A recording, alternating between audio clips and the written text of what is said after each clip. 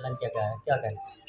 देखिए, हमने पिछले साल एक अभियान शुरू किया था कि कहीं पे भी अवैध ई-रिक्शा मुरादाबाद में एटलीस्ट नहीं चलने देंगे।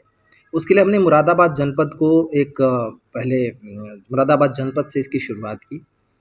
अब जब भी अवैध ई-रिक्शा को हटाने की बात आती है तो लोगों की आजीविका की भी बात आती है। इसको हमने एक ये उपाय किया कि कहीं किसी की भी आजीविका भी न जाए और हम सारे अवैध ई-रिक्शा को वैध ई-रिक्शा में कन्वर्ट कर दें। इसके लिए विभिन्न बैंकों से बात की गई और तरीका ये अपनाया गया कि अवैध ई-रिक्शा को जब भी सीज़ किया गया, सीज़ करने के बाद उसको कबाड़ में जितना बेहतर दाम मिल सकता था उस दाम पर बेचा गया और बाकी की अमाउंट बैंक से हमने लोन करा दिया। इस तरह धीरे-धीरे करके सभी अवैध ई-रिक्शा को वैध ई-रिक्शा में कन्वर्ट करते गए और अब हम प्रदेश में मुरादाबाद पहला जनपद है जहाँ पे कोई भी अवैध ई-रिक्शा नहीं चल रहा है और अगर कहीं दिखता भी है अवैध ई-रिक्शा तो तुरंत हम उस अवैध ई-रिक्शा पे कार्रवाई करते हैं। और जो मॉडल हमने एस्टेब्लिश किया है, जो मॉडल हमने डेवलप किया है कि अवैध ई-रिक्शा को हटाने का, उसको ही अपनाते हैं। आजीविका किसी की प्रभावित ना हो और हम वैध ई-रिक्शा में इसको कन्वर्ट कर सकें, यही उपाय किया जाता है। अब मंडल के बाकी जनपदों में भी हम इसको लागू कर रहे हैं। बिजनौर अब दूसरा जनपद है जिसमें लागू हो रहा है और बहुत जल्दी बिजनौर में भी सारे वैध ई-रिक्शा चलेंगे। इसके बाद हम रूट भी तय करेंगे ताकि कहीं से वैध ई-रिक्शा की वजह से कहीं जाम की समस्या ना आवे, कहीं पे आजीविका भी न प्रभावित हो, इसके लिए रूट भी तय किया जाएगा। मुरादाबाद में धीरे-धीरे हम, चूँकि स्मार्ट सिटी है, स्मार्ट सिटी में व्यवस्थाएं स्मार्ट होनी चाहिए और उस पे हम पूरी तरह से फोकस किए हुए हैं और ये एक कदम है। मुरादाबाद पहला जनपद बना है प्रदेश का, हमें इस बात का गर्व है और इसीलिए आज इस बात की शुरुआत की गई कि सभी लोग ये एक टैग लेके चल रहे हैं कि हमें गर्व है कि हम वैध ई-रिक्शा के मालिक हैं और आगे इसको मैंने लोगों से रिक्वेस्ट, ई-रिक्शा के जितने मालिक हैं उनसे ये भी कहा है कि सुरक्षित और हर समय उपलब्ध सुगम सवारी के तौर पे ई-रिक्शा को प्रमोट करें। प्रशासन पूरी तरह से उनके साथ है। सर, ऑनलाइन पेमेंट का भी सावधान हाँ, एक और हमने इसके साथ पहल की है और ये हर जगह हम इस पहल को करने जा रहे हैं कि सब जगह पर हमने बार कोड, जैसे कि यहाँ पे आप देख सकते हैं, ऐसा ही QR कोड दे दिया है। जाता है चढ़ने तो केवल QR कोड से चाहे तो तुरंत किराए का भुगतान कर सकता है। ये हम इलेक्ट्रिक बसों में भी जल्दी ही लागू करने जा रहे हैं और प्रयास होगा कि यहाँ से जितनी भी पब्लिक ट्रांसपोर्ट है उसमें यही लागू हो ताकि किसी को किराए के लिए चक-चक न करनी पड़े और नहीं, और एडवांस में चाहें तो जितना किराया है उसको तुरंत भुगतान कर सकें। कई बार लोगों को समस्या आती है कि हमारे पास फुटकर नहीं है, छुट्टा नहीं है। इन सब की समस्या का समाधान यही है और सबसे बड़ी बात है कि इलेक्ट्रॉनिक ट्रांजैक्शन एक बेहतर सुविधा है, ट्रांसपेरेंट है। इससे हमें सहूलियत भी मिलेगी आगे चीज़ों को संचालन। सर, नई पहल के लिए जनता से क्या कहना चाहिए? मैं लोगों से सहयोग की अपील करूँगा बहुत सारी जगहों पर, और ये आपने जो कहा है ये बहुत महत्वपूर्ण है। आप देखेंगे स्मार्ट सिटी में बहुत सारे हमने काम कंप्लीट कर लिए हैं, बहुत सारी चीज़ों पर काम चल रहा है। जून तक हमें ये काम कंप्लीट कर देना है, उस पर त्वरित गति से काम चल रहा है। बहुत सारे काम कंप्लीट करने के बाद भी अब शिकायत है कि उसको चला क्यों नहीं रहे हैं। इसमें बिना पब्लिक के सहयोग के हमारी जो सारी व्यवस्था है धरी की धरी रह जाएगी। जैसे हमने स्मार्ट टॉयलेट एस्टेब्लिश किया, उसके बाद टॉयलेट को खोला, दूसरे या तीसरे दिन उसके सेंसर को तोड़ दिया गया। इसी तरह हमने कियोस्क डेवलप किए, तोड़ने में लोगों की, ऐसे तोड़ने वालों को चिन्हित करें, चाहे जो भी हो। ये हमारी सार्वजनिक संपत्ति है।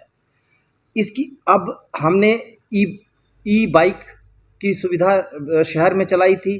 चलने के 2 ही 3 दिन बाद कई सारी ई बाइक्स चोरी हो गई।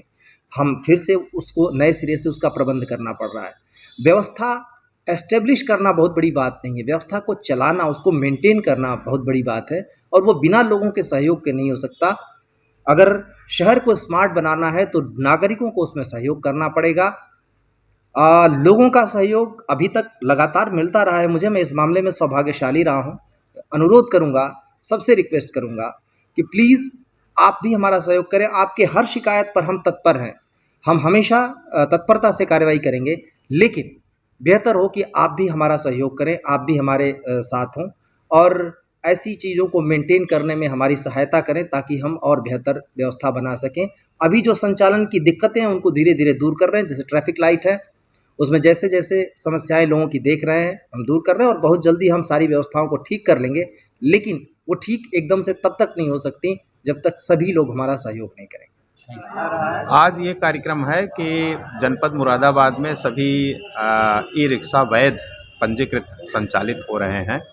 जो भी अपंजीकृत ई रिक्शा थे उनकी धरपकड़ करके पुलिस विभाग, परिवहन विभाग द्वारा उनको police line traffic police line ground में डंप करके उनकी नीलामी करवाई गई और सभी ई रिक्शा ओनर को प्रोत्साहित करके उनको मोटिवेट करके उनको बैंक से लोन भी दिलवाया गया और वे नया ई रिक्शा खरीद करके जो वैध रजिस्टर्ड पंजीकृत लाइसेंस होल्डर डीलर थे उनसे ई रिक्शा खरीद करके सब लोगों ने पंजीयन करा लिया आरटीओ ऑफिस में।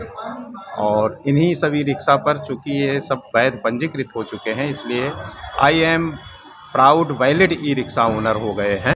आज की तारीख में वैलिड और पंजीकृत हो चुके हैं। तो इस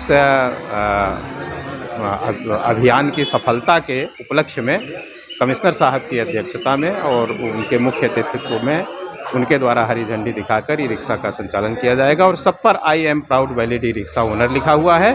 साथ ही साथ इन पर QR कोड लगा करके पेटीएम से इनकी डिजिटल पेमेंट की सुविधा कर दी गई है। कोई भी सवारी, कोई भी यात्री पेटीएम से भी अपना किराया दे सकता है। वैध रिक्शा का संचालन किया गया है, क्या कहना चाहते हैं? शहर में ये शहर के लिए बहुत बड़ी ऐतिहासिक उपलब्धि है कि हमारे शहर मुरादाबाद में आई थिंक मेरा मानना है कि प्रदेश में पहली बार ही इस तरह का प्रोग्राम हुआ है और ये एक वास्तव में एक सराहनीय कदम है जिला प्रशासन का और हमारे कमिश्नर साहब की अध्यक्षता में ये सारा काम हुआ है।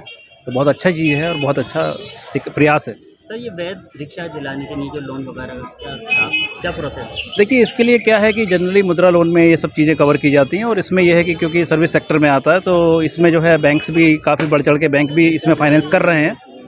तो ये हो रहा है और अच्छा बैंकों की तरफ से भी अच्छा सहयोग है इसमें। सर, बैंक द्वारा कितने लोगों को लोन दिया गया है ई रिक्शा के लिए? अभी तक तो जो लोन हमारे यहाँ दिए गए हैं, जो एक आंकड़ा मेरे पास अभी तक है, वो करीबन जो है 450 के आसपास का है, जो कि डिपेंड करता है कि जब इस तरह के लोग बैंक को अप्रोच करते हैं, कोई भी चालक जो है जब बैंक को अप्रोच करता है तो बैंक उस हिसाब से अपना डिसीजन लेके उसको फाइनेंस करता है। सर, QR कोड की भी सुविधा दी गई है, क्या है?